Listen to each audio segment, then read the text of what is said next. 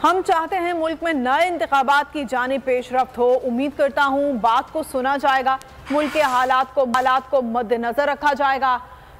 फारूक हबीब की press conference, कहा तहरीक इंसाफ कोई MQM नहीं है, अवामी जमात है। आप इन इकदाम से PTI को ख़त्म नहीं कर सकते। इस तरह के इकदाम करके आप लोगों में गम और गुस्सा बढ़ा रहे हैं।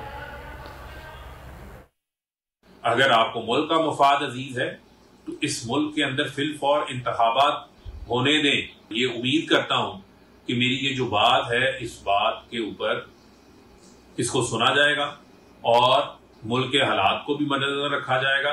और ये जो समझते हैं कि PTI MQM है, MQM नहीं है, ये मासेस की पार्टी। आप लोगों के अंदर एक जिस किस्म के इकदाम करके लोगों के अंदर गमो गुस्से को बढ़ा रहे हैं।